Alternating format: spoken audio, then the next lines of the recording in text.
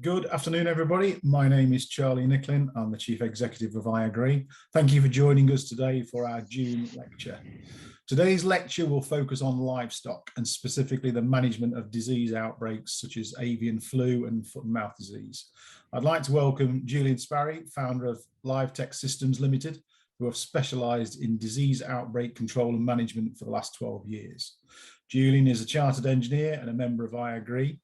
And as an ag engineering graduate of Newcastle University, Julian started his career at Silso Research Institute, developing novel systems for the slaughter of livestock. Continuing with this theme, Julian then worked briefly as a technical officer for the Humane Slaughter Association, and then embarked on an 11-year career in engineering consultancy prior to establishing Livetec back in 2010. Just before Julian starts, you're all currently muted, so if you'd like to ask a question, please use the chat function at the bottom of the screen, and then at the end of the presentation, we'll unmute you so you can ask in person. Okay, over to you, Julian. Thank you very much for the introduction, Charlie.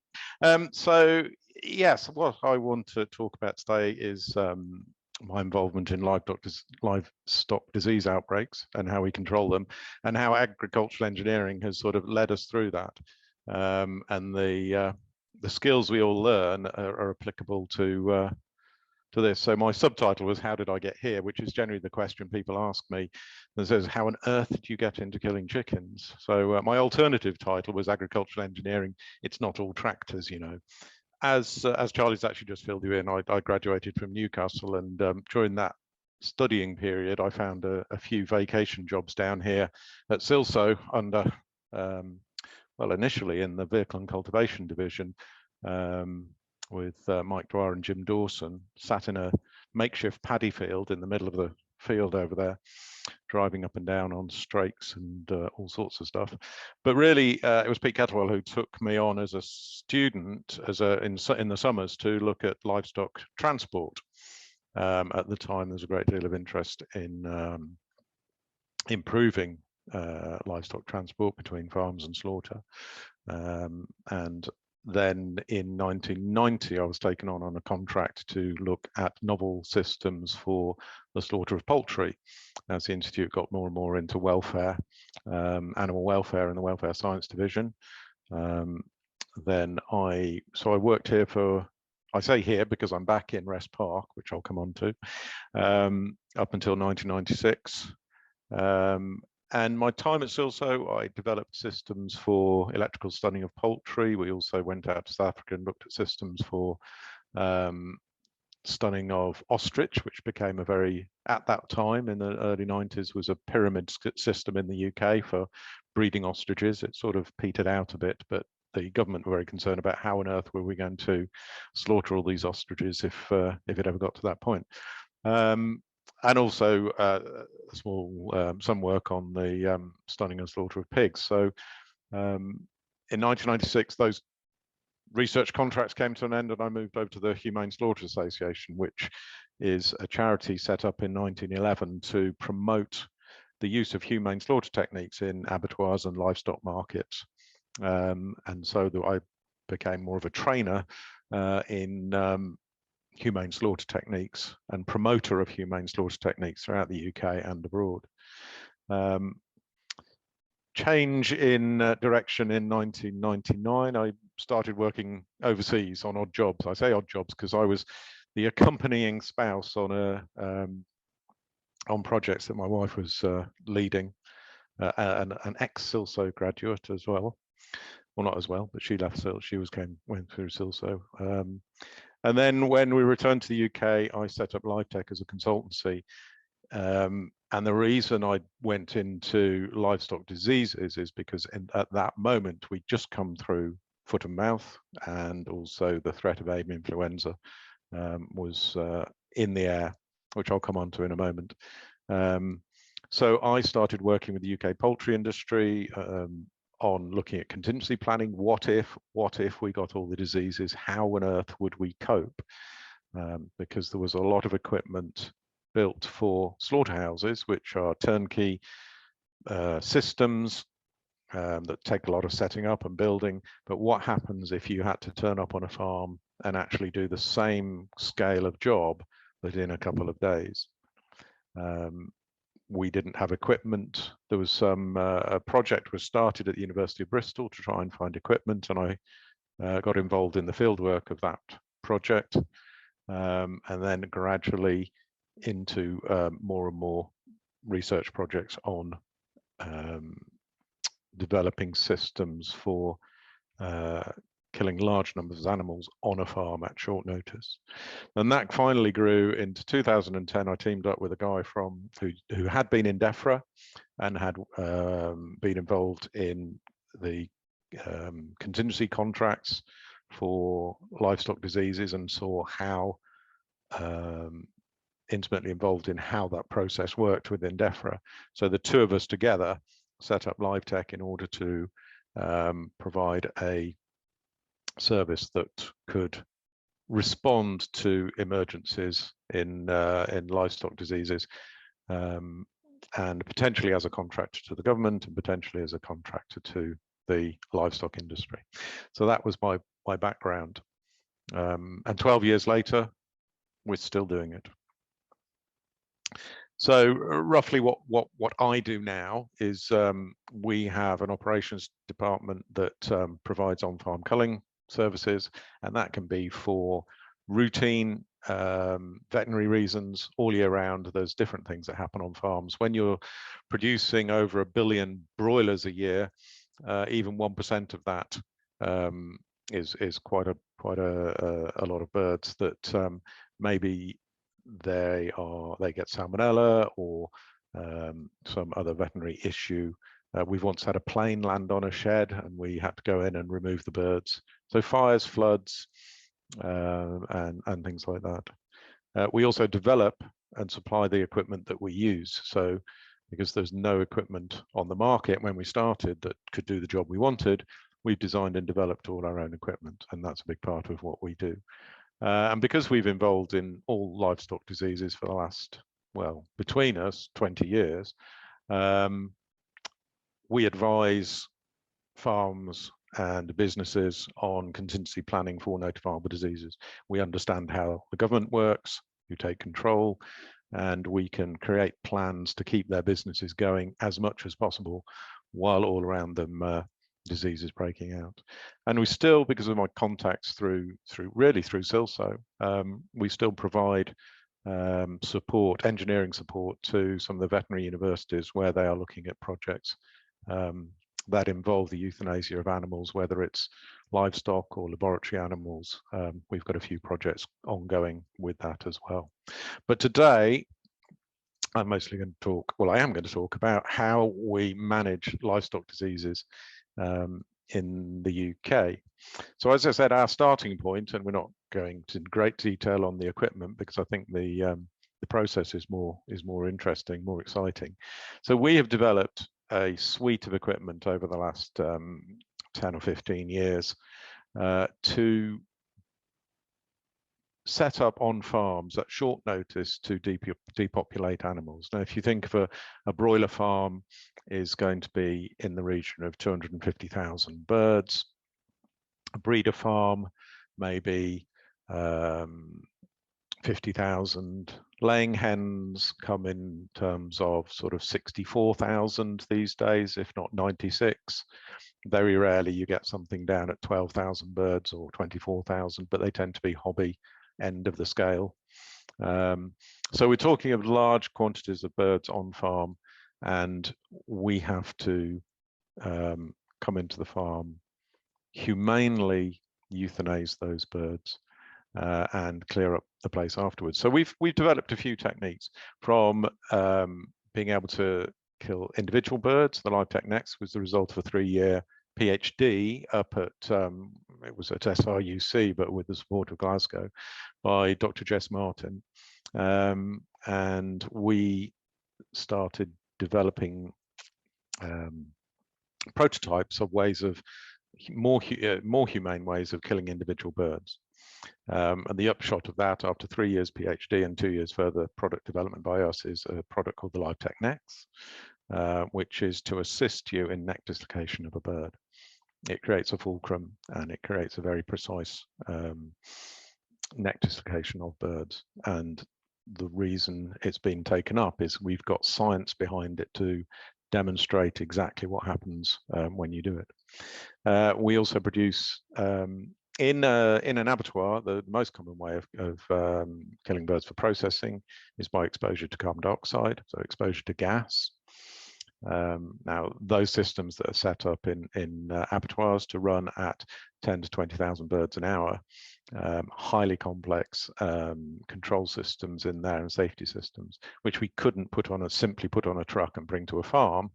So we have developed containers that we can use, whereby birds are caught either into crates or into transport modules, and then we simply take that transport module, place it inside a chamber, expose it to gas, and the gases we use are 80% argon, 20% CO2, which is a standard welding gas with no oxygen in it, widely available, and we are probably one of the biggest users in the UK this year and last year and probably the year before. So we have developed that, and also we have methods of culling birds inside the shed as well. Popular way within Europe is to fill a shed with carbon dioxide to 50%. And this winter, the government decided it was really important for us to have that capability. I don't know why, because that's when the price of carbon dioxide went from £170 a tonne to £1,200 a tonne. And therefore, as a really expensive way these days of killing birds, you basically have to seal the shed all the way around and then introduce liquid carbon dioxide, which sublimates inside the shed to produce vapor.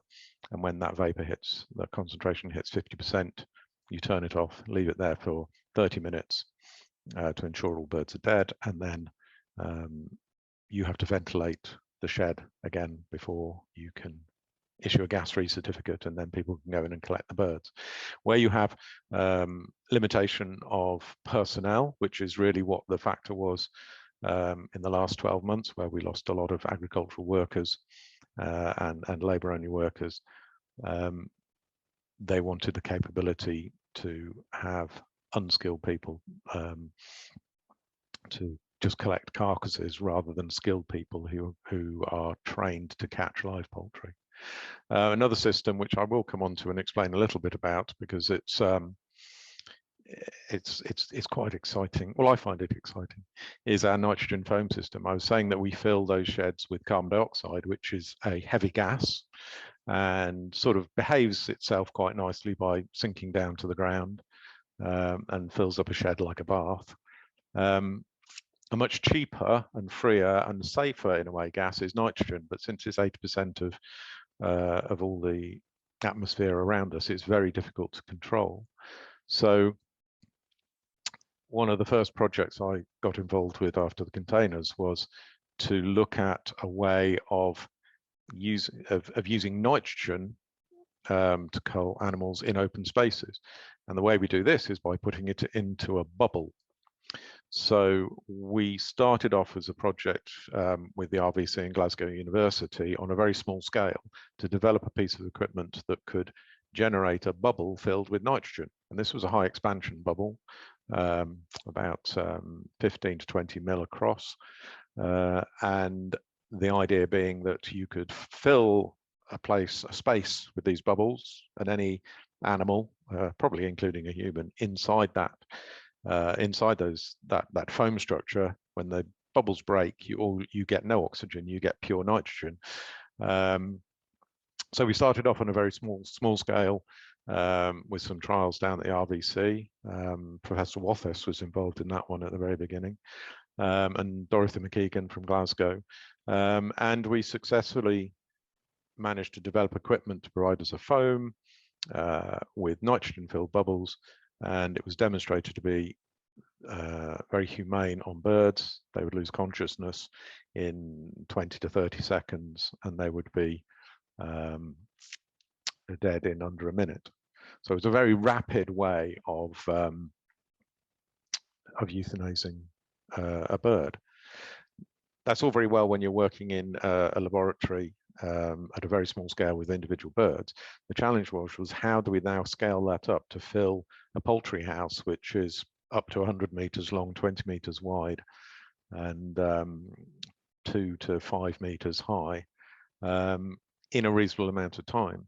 So we then spent probably another 6 or 8 years gradually building bigger and bigger equipment and testing it and working with industry to run trials until we ended up with the skid you can see in front of you there, whereby we're taking nitrogen from a diesel-powered vaporizer that's usually used in the oil and gas industry for purging pipelines and petrol storage vessels and things like that to do hot works on them. Taking that high pressure nitrogen gas supply, regulating it down to the pressures we want, and mixing it with a foam solution, and literally very much like you get those little donkey bubble makers where you just blow, we're literally blowing bubbles with nitrogen through a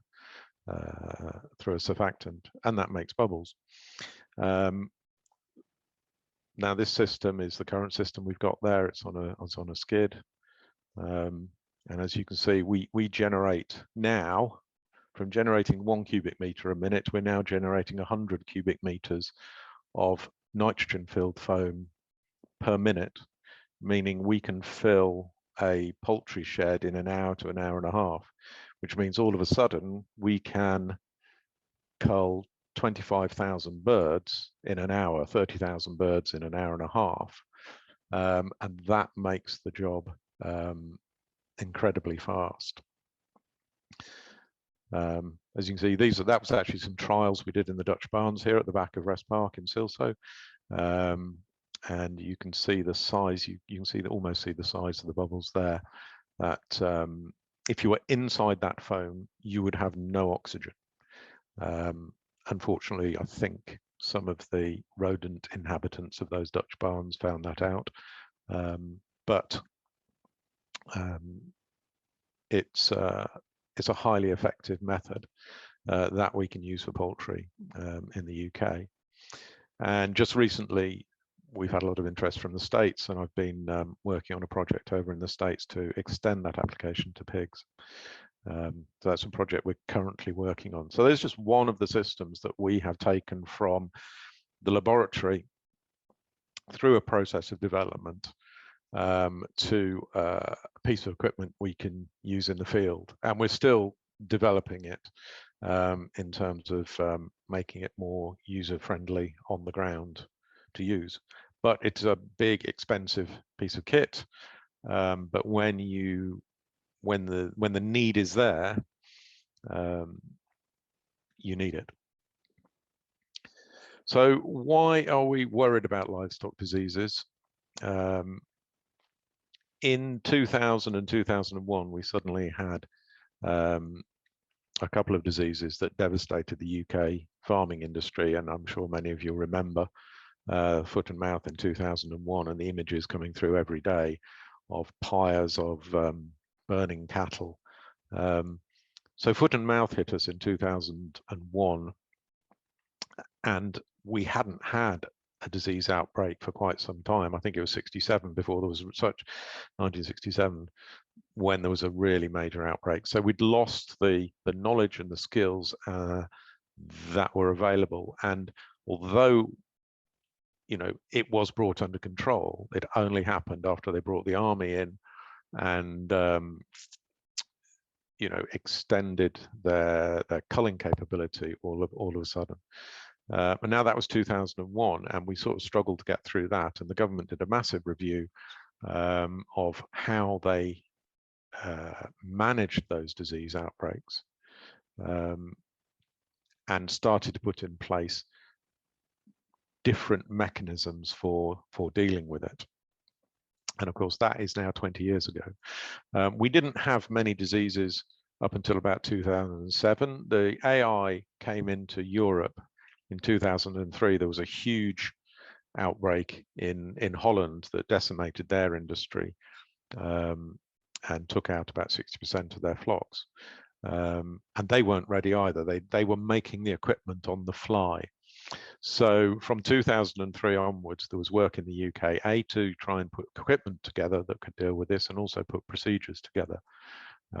We had 1 or 2 outbreaks in 2007 to test those systems, and Animal Health, now the Animal and Plant Health Agency, who are the delivery agents for DEFRA in terms of bringing diseases under control, did those internally. So they got animal health staff out into the field to euthanize flocks of ducks. It was in 2007. They soon realized that they were perhaps didn't have the correct skill set to achieve these logistical operations. And therefore, in about 2013-14, they started contracting out these services. We had a few sporadic outbreaks of avian influenza between 2014 and 21, maybe 1 or 2 or 3 outbreaks a year, and again it was very manageable. And this graphic here shows you in 2021 the number of outbreaks we had, and we thought that was quite enough at about 23-24 outbreaks. We were quite pleased with ourselves. We got through it. In October 21, about 6 months ago, or it feels like longer, we had our first outbreak of the current season. And now we are 120 outbreaks later. It has been a devastating disease outbreak within the UK poultry industry. We had not even recovered from the 2020 winter 2020 outbreaks before we hit the October outbreak in the UK. So that nice graphic that I had done for last year, this year it looks like that. Those are all the outbreaks of avian influenza that we've had in the UK, 120 of them. 60% of them are commercial, classed as commercial. 40% are backyard flocks where you might only have 1 or 2, but every one of those outbreaks triggers a response from government. And the range of those outbreaks, our largest site or little group of sites, it was around 1.2 million birds in a cluster, which is here up in northeast Lincolnshire. You can see these circles here are, at the center of each of those circles is an outbreak. There is a zone called a protection zone that is put around that outbreak, the blue zones, where everything in that area is locked down and controlled in terms of poultry and susceptible. And then in the larger yellow circle, there is what they call a surveillance zone. And in that zone, then every owner of poultry has to be visited and their flocks checked for signs of disease. So when you get a cluster like this, the resources needed from animal health, because it's their responsibility to inspect every single farm within those circles, are colossal. It was our responsibility to go out and kill the affected birds in those areas, which in some cases in that sort of lower sector, that's where we had the sort of 1.2 million birds clustered around. I think one site had 600,000. So these are hugely impactful. I don't think that's a proper word. The impact on the UK industry is colossal, and we don't think we're going to have disease restrictions lifted this year before we go back into next season's outbreak. So the government does have a strategy around this, and I'll try and explain some of it to you. So there is an exotic disease control strategy, which is based on OIE regulate rules, which the OIE is the office, or the World Office of Animal Health in English, Office International des Epizoonotiques. And these are rules whereby animals that get a zoonotic disease, as in one which can affect humans, are controlled in a similar way in all countries of the world. And obviously our legislation is based on the EU directives, and there are specific control methods that you have to put in place. You have to stamp out the disease on the farm that is affected. You have to undertake surveillance activities in 3 kilometers and 10 kilometers around there. And whilst you're doing those activities, you basically cannot export any poultry products, in this case, from those regions. At least those were the rules when we were part of the EU. We're now a third country, so we just can't export at all to the EU. So in order to regain our disease-free status, we have to control the disease, we have to clean down the farms, and we have to declare to the rest of the world that we are now free of a disease like avian influenza. It's then up to them to agree to take our products again. Now, this is an extremely expensive for the UK, because we carry some very high genetic material that is exported. So companies like IAgrE and Cobb, who have the pedigree breeding flocks in locations in Scotland, have been restricted in selling their high value breeding animals due to outbreaks of disease. And the same would be true for pigs if we were to get a pig disease. So one reason we control these diseases is to prevent things like avian influenza crossing over into human species, which I can come on to as well.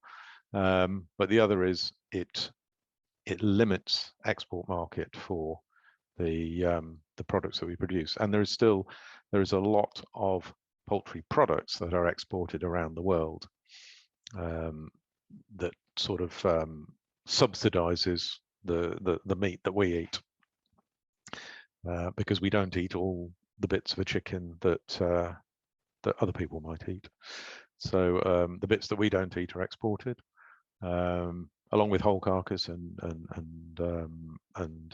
portions. But once you cut that export market, it really restricts what we can do in the UK. So the other reason for obviously controlling zoonotic diseases is that they can affect humans, and particularly with avian influenza, since the first few people died in 1996 affected by highly pathogenic avian influenza H5N1, there have been stringent rules on stamping it out so that it doesn't cross over into a human disease. Avian influenza A viruses are the viruses that affect birds, pigs, to some degree horses, and humans. And the risk is that one type of avian influenza could recombine with another type of avian influenza and become more prolific in humans. Now, nobody really understood that until we all got COVID, and now people understand how viruses recombine, get stronger, get weaker, get more virulent, get more spreadable. And that is exactly what happens with avian influenza. Each year there are slight changes to the genetic structure which can make it more pathogenic, so that it'll infect more birds.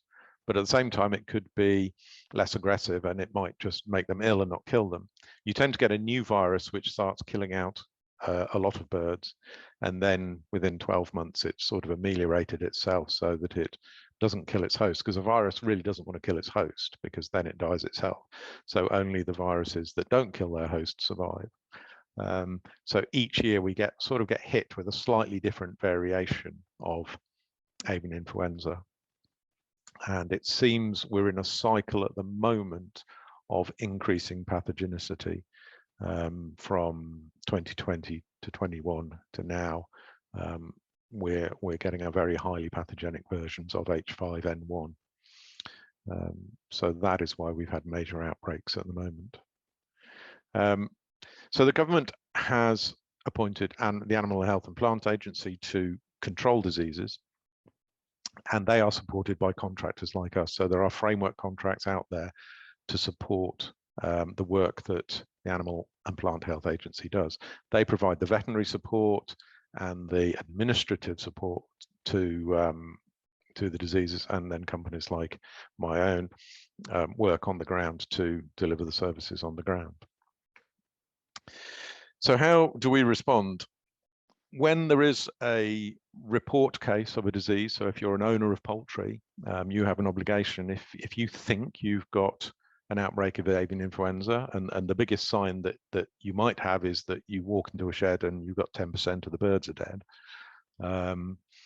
is that you have to phone APHA. APHA will then send a vet out within an hour and a half to do a clinical examination of your birds, and if they feel that it could well be avian influenza, they will take samples from those birds and whisk them down to Weybridge to be tested for disease. As soon as that report case goes in, we get a telephone call to say, okay, we've taken samples at a farm here. This is the quantity of birds, so can you be ready in case it goes positive to respond? So the first thing we will do is take a look on Google Earth, which is very, very useful these days, because you can look at a farm from above and go, oh, look, there's 4 sheds. There's not much space. I can't really see. I can see some puddles, and I can't see much concrete. And then you can go on Street View, and you can drive yourself past the farm and go, oh dear, there's a muddy entrance. Now this is important for us because we have to set up a control at that gate to manage people and equipment going in and out of that farm. And for anything, because that farm will go under restriction, it means anything coming off that farm must be fully cleaned and disinfected before it can leave that farm. And as you can see, an example in front of you, there is no equipment there that could possibly clean or disinfect a vehicle going through that gate. This is a deficiency on a farm. They're all supposed to be following a line code or a red tractor assurance scheme, but in practice, they seem to be able to tick boxes on these schemes without adequate controls in place. But that's a completely different lecture. So we will take a look at exactly what that place looks like on the ground. We will then allocate resources. We will calculate, for instance, we had a job came in, a rather late job came in last week, the week before, the Wednesday before the Jubilee weekend. We got a call saying there's 30,000 20-kilo turkeys on a farm in Shropshire, and they've gone positive for AI. So we immediately have to work out that there's 600 tons of carcasses there, which means we're going to have about 20 odd vehicles in and out simply to take the carcasses away. We're going to have 40 banks of gas that we bring in and out, so that's another 2 trailers. We've got 2 trailers with all our equipment on, which I'll show you in a minute. So we're immediately building up that equipment and logistics list to see what needs to go out. Obviously, we need people. We need people to catch those birds. So we have another contract with a company that supplies personnel for catching. They're all trained. They're all very skilled at what they do, although that doesn't include them onto the list of skilled workers that Priti Patel will let into the country. So there is a limit at the moment, the number of catchers we can get. So we have got agreement across the whole industry to work through this one supplier, and they will be backfilled by other companies, because it's the entire industry that suffers during a disease outbreak. So it's amazing how cooperative they all of a sudden become to try and get diseases stamped out quickly, because they don't want it affecting their own farm. So they will very helpfully provide resources which we can coordinate. So we, for instance, the job last week where we had the 30,000 turkeys over the Jubilee weekend, the challenge was that everyone shut down on the Wednesday afternoon, and they were going to have 4 days off, and we're trying to call off transport vehicles, we're trying to call off personnel, we're trying to call off disposal vehicles all over a bank holiday weekend. And it always seems to happen that way. And we managed to mobilize about 25 staff onto that farm by the Thursday morning at 8 o'clock. And then the operation got underway that afternoon, and it took 8 days to clear that 600 tons of turkeys off the farm. At the same time, a farm 1 kilometre away went down with the same disease. There was sort of 10,000 much younger turkeys on that one. So a second team had to be deployed out to that site again through the whole logistics of a bank holiday weekend. Through the winter, I remember between Christmas and New Year, or heading into Christmas, we had about 120 people out on site, and Animal Health declared that nobody was going to work Christmas Day. Nor could we much find accommodation. So we demobilized 120 people on Christmas Eve and got them back out again on New Year's Day. Not New Year's Day, Boxing Day, to be ready to start operations again on the Monday after Christmas, and then just carried on working straight through the new year. So it's been a really heavy year on those on our operations. We can also get quite extensive sites. So whereas you've got indoor broilers, free-range birds that tend to be locked up over the winter anyway, this was one site in Shropshire that we did, which had 48 small free-range organic broilers.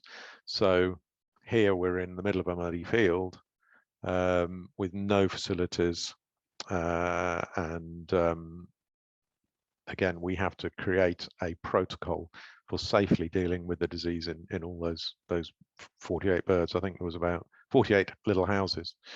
There was in the region of 50 to 60,000 birds on that site.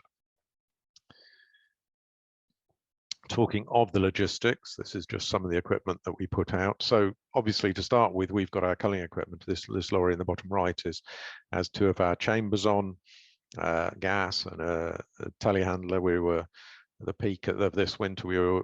We'd brought in 6. We owned 2 telehandlers. We brought in 4 more, and due to the nature of the jobs we were doing, I think we had a half a dozen mini units of one type or another, so that we could get them into sheds to remove birds. One of the big problems with the disease this year, it was highly virulent, and by the time the disease had been identified, tested for, and declared, there was probably 10 to 20% mortality already in the sheds, and you need to clear away some of that mortality before you can get to birds in the rest of the sheds.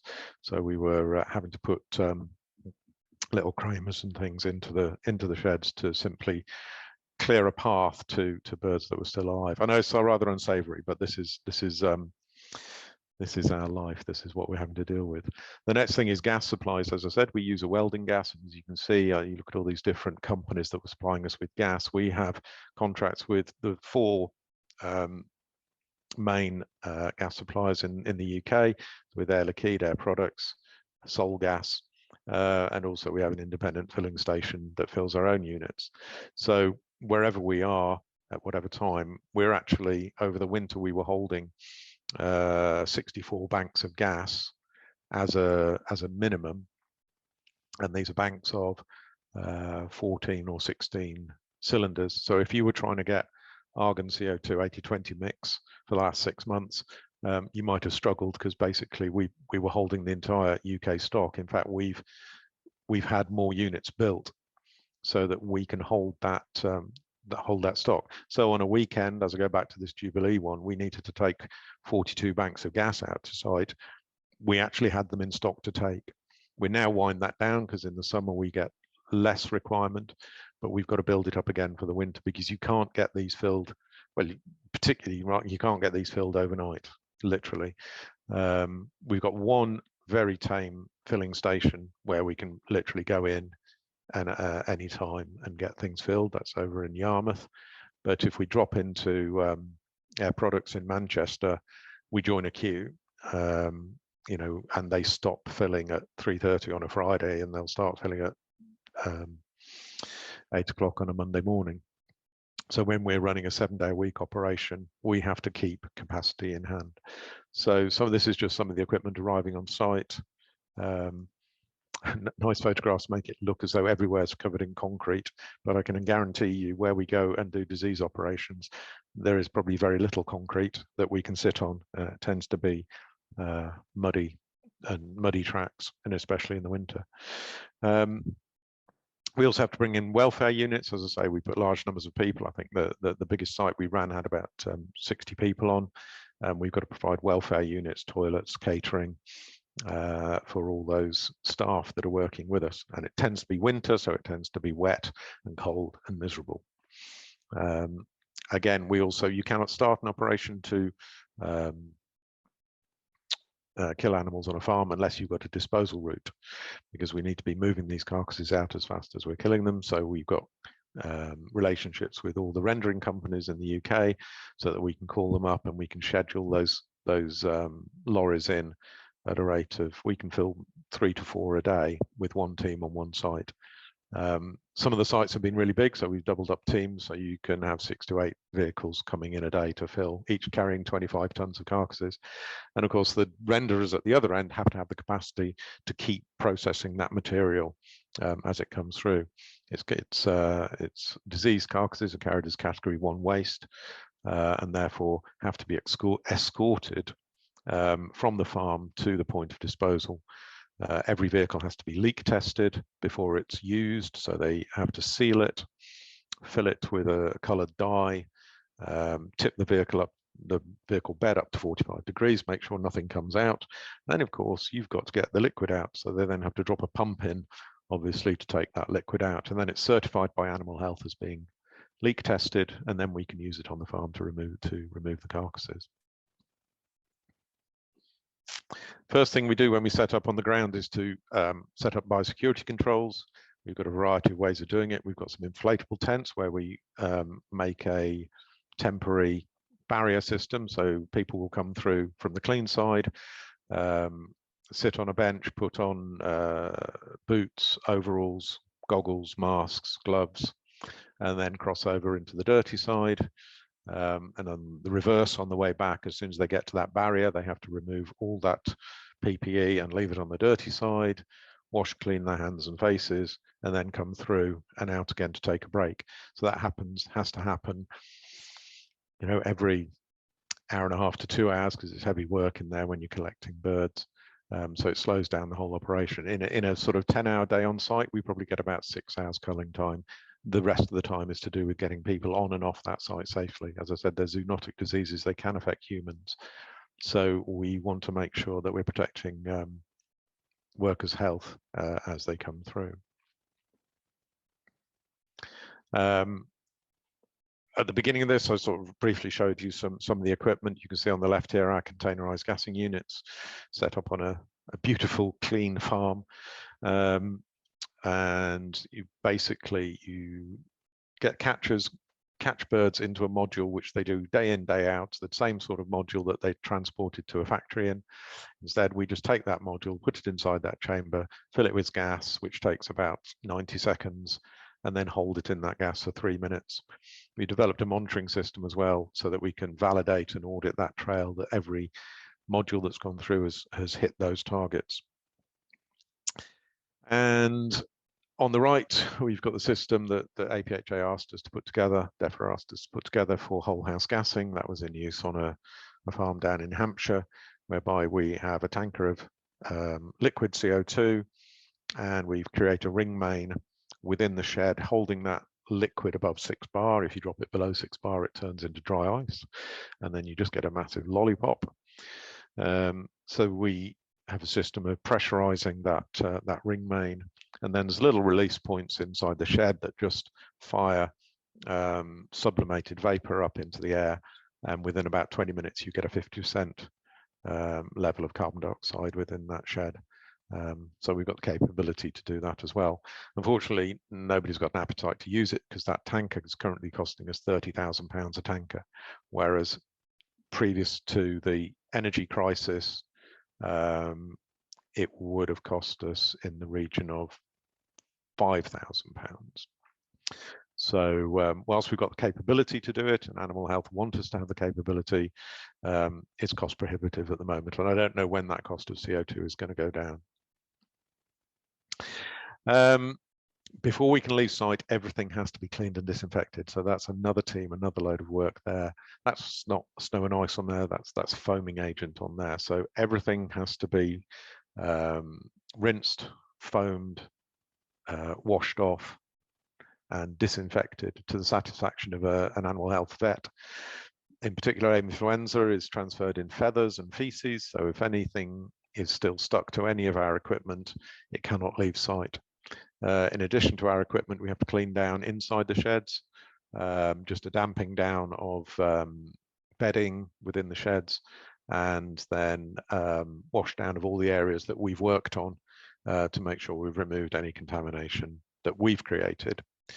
It is then the responsibility of the farmer to do a full cleaning and disinfection before they can be restocked. As I said, this cleaning and disinfection is one of the harder bits now, because you tend to be on really dirty farms in the first place. You know, where there is mud, where there is standing water, and if you try and wash anything in those conditions, you create more dirt than you do. But the guys have got a really good technique now for getting everything clean, using the telehandler layer to hold it all up in the air. But it's quite a long job. It can take us 2 to 3 days to get everything clean before we can leave site. So we might have spent 3 or 4 days on a site killing birds. We could spend another 2 days cleaning the site before we leave. And when you've got 5 teams out at once trying to keep ahead of disease, that's a fairly major operation.